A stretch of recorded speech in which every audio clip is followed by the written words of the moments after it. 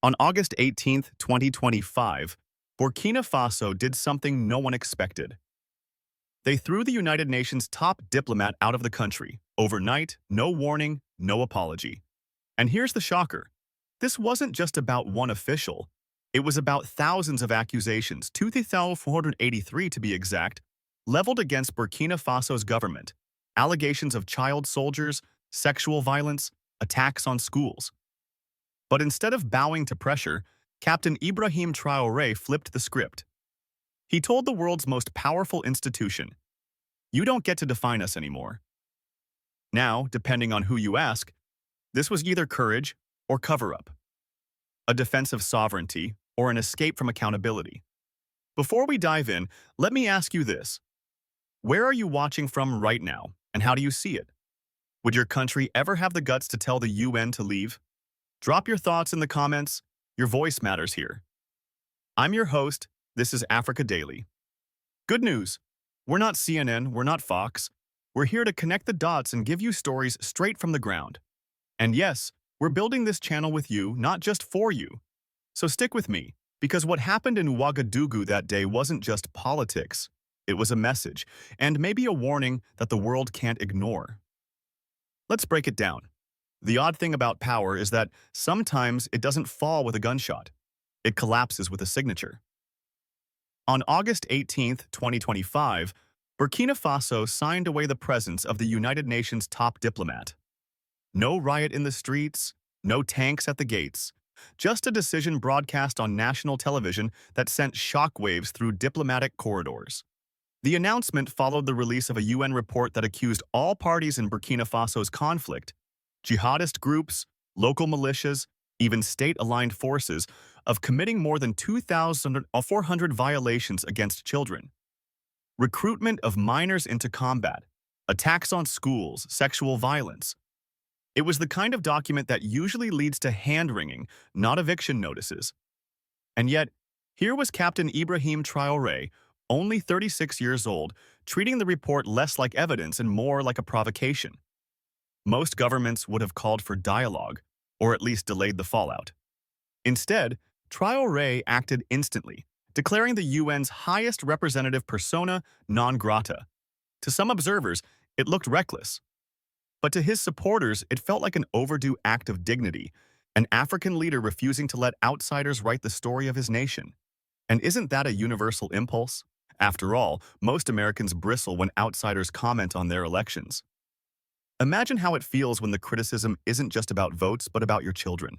The paradox is striking. The UN said it was defending vulnerable youth, yet the government claimed the report itself endangered national stability. Two sides claiming the moral high ground, one wielding data, the other sovereignty.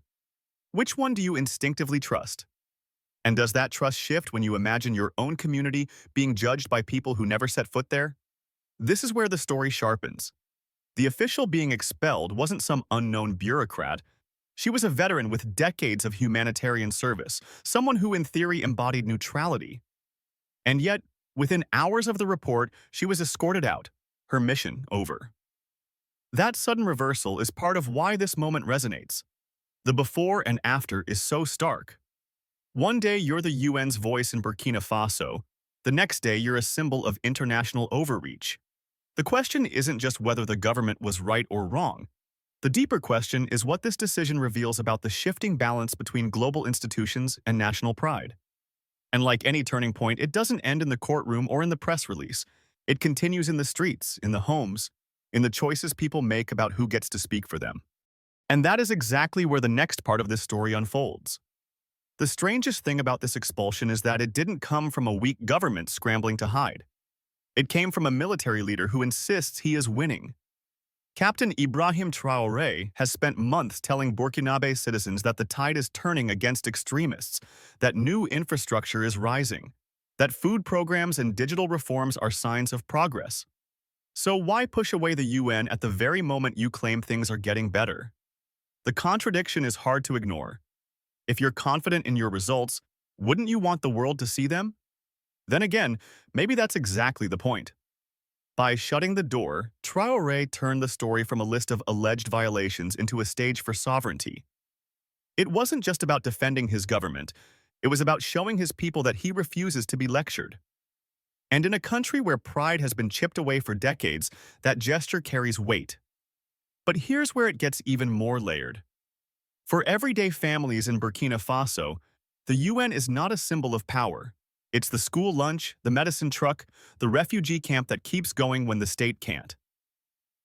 Removing the highest UN official could feel liberating on television, but in the villages it may feel like a gamble. And let's be honest, Americans know this paradox too.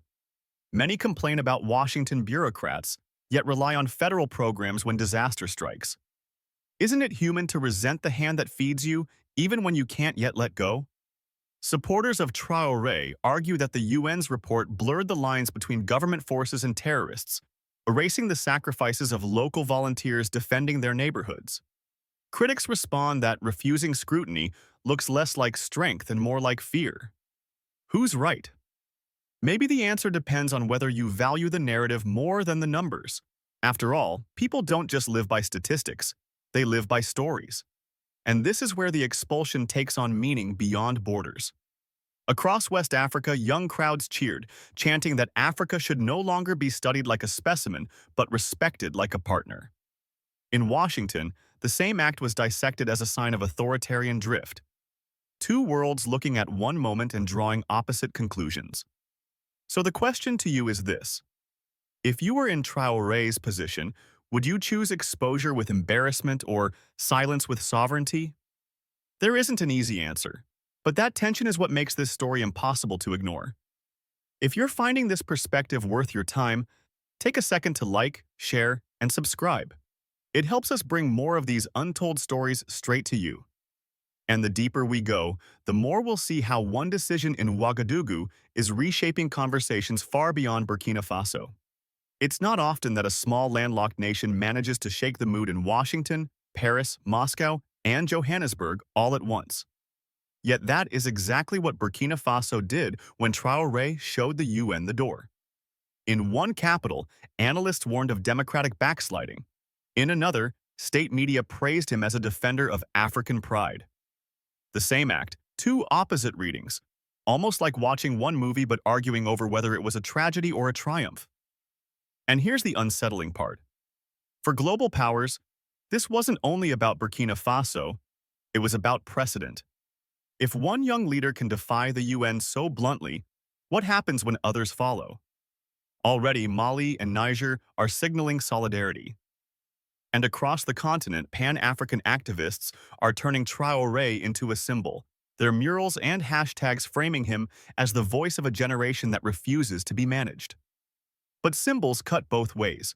To rights groups, this expulsion echoed an old pattern, governments shutting the blinds when the outside world asks uncomfortable questions.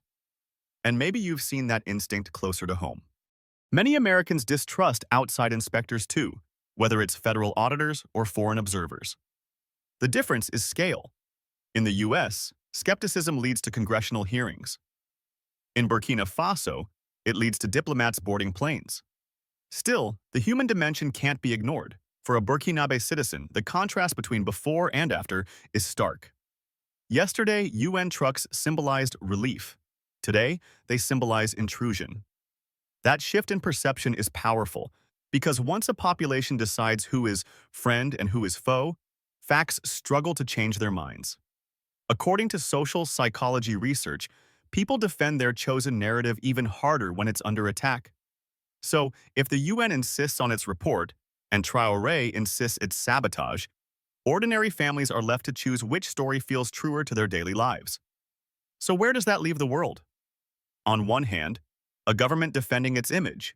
On the other, an institution claiming to defend children. Both calling themselves protectors, neither willing to blink. And that tension is why the crisis is bigger than numbers in a report. It's about who controls the lens through which Africa is seen. And as the debate widens, it's no longer just about a diplomat leaving Ouagadougou. It's about whether Africa is stepping into a new era of defiance, or whether it's drifting into isolation. The answer, as always, will be measured not in press statements but in the lives of people on the ground. And that is where the story turns next. The real paradox is that an act meant to project strength can just as easily expose fragility. By expelling the UN's top envoy, Traoré showed confidence on the global stage. But inside Burkina Faso, the move sparked quiet anxiety. Civil society groups warned about losing aid, health workers worried about vaccine deliveries, and families in conflict zones asked if tomorrow's food trucks would still arrive. It's a strange image. Sovereignty celebrated in the capital while uncertainty spreads in the countryside. And yet, the government insists nothing will change. Ministers highlight youth programs, new farms, rebuilt schools, and claim that true independence means running these systems without foreign oversight. The twist is obvious. What looks like defiance abroad is marketed at home as protection, even hope. That kind of reframing is not unusual. Most people, Americans included, prefer leaders who can turn vulnerability into a story of resilience. But resilience without resources can quickly turn into wishful thinking. Supporters argue that outside reports always exaggerate failures while ignoring local victories. Critics say silencing oversight guarantees those failures multiply. And somewhere in between are ordinary Burkinabe, forced to balance pride with practicality. You can't eat sovereignty, but you can't ignore dignity either. Which would you choose if the trade-off landed on your plate? What makes this moment striking is the before and after. Just days earlier, international agencies were preparing new initiatives. Now they are reevaluating their presence. One official departure triggered a cascade of second thoughts, and in diplomacy, hesitation can be more damaging than confrontation. According to political science studies, once trust is fractured, partnerships rarely return to the same baseline. And people sense that shift in subtle ways, when programs pause, when offices grow quiet, when promises sound less certain than they did last month. So while Traoré calls this a sovereign stand, others see the start of isolation. Both can be true at once, depending on where you sit. What's undeniable is that Burkina Faso has changed its trajectory, and the world is watching to see if the gamble pays off. And as the dust settles, one question lingers in the air. Was this the moment a nation reclaimed its story, or the moment it closed the book too soon? That tension is where the path forward begins. It's unusual when this departure of one diplomat forces an entire continent to rethink its future. Yet that is what happened after Traoré's government sent the UN's top envoy out of Burkina Faso. The act was local, but the reverberations were global. Suddenly, leaders from Mali to South Africa were asking whether they too should stop letting international institutions frame their realities. And here's the contradiction. The UN framed its report as protection of children. Traoré reframed the expulsion as protection of sovereignty. Two different shields, both claiming to defend the vulnerable. For citizens, the line between protection and isolation is blurry. And isn't that a human pattern? Most people, whether in Ouagadougou or Ohio, want safety without surrender, pride without punishment. But life rarely lets us have both. Observers point out that Burkina Faso now stands at a crossroads. On one hand, there is the risk of shrinking aid, fewer partnerships, and heavier burdens on communities already stretched thin. On the other, there is the possibility of forging new alliances, rewriting the terms of engagement, and proving that African nations can lead without external scripts. Supporters call it courage. Critics call it a dangerous gamble. Maybe it is both at once. The human element is what makes it powerful. Think of the shift. Yesterday, Burkinabe citizens lined up at UN clinics. Today, they parade in the streets chanting for dignity. That before and after is not just political theater, it's lived reality. And according to social surveys, when people believe their dignity is restored, they endure hardship differently, sometimes with more resilience than outsiders expect. The question is how long resilience can last without resources to back it up. So where does this leave the story? Not at its end, but at its hinge. Because what Traoré did was not simply to shut a door, he opened another, onto a future that could either strengthen Burkina Faso's voice or expose its vulnerabilities even more. And history will judge that choice not by the headlines of August 18th, but by the condition of schools, hospitals, and homes years from now. The image is clear, a nation standing taller, yet standing alone. And as night falls in Ouagadougou, the world watches to see whether that posture becomes a stride forward or the beginning of a harder stumble. Sometimes a nation doesn't change course with a war or an election, but with a single word: leave. Burkina Faso's decision to expel the UN's top diplomat was not fought with weapons, yet the consequences could be just as heavy. The world saw it as a confrontation, but for those inside the country it felt like both a declaration and a gamble. The irony is sharp. What was framed as defense of sovereignty may also limit the very resources people depend on. What was celebrated as courage abroad may translate into uncertainty at home. And isn't that the tension most societies face between the story they want to tell and the costs of living it out? According to studies on political behavior, people tend to accept short-term sacrifice if they believe it will restore dignity. But when sacrifice drags on too long, pride can quickly turn to frustration. That is why the question remains unsettled. If Burkina Faso succeeds, this moment will be remembered as the spark of a continental shift, proof that Africa can push back against outside judgment. But if it fails, history may mark it as a miscalculation that left citizens more vulnerable than before. It's the classic fork in the road. Choose A, you gain recognition but risk isolation. Choose B, you preserve partnerships but compromise autonomy. And for ordinary people, the before and after is already visible. Yesterday, the debate was about the numbers in a UN report. Today, it is about whether food arrives on time, whether schools stay open, whether families feel safer. The grand stage of diplomacy collapses into the small details of daily life. That is the paradox the world is left with.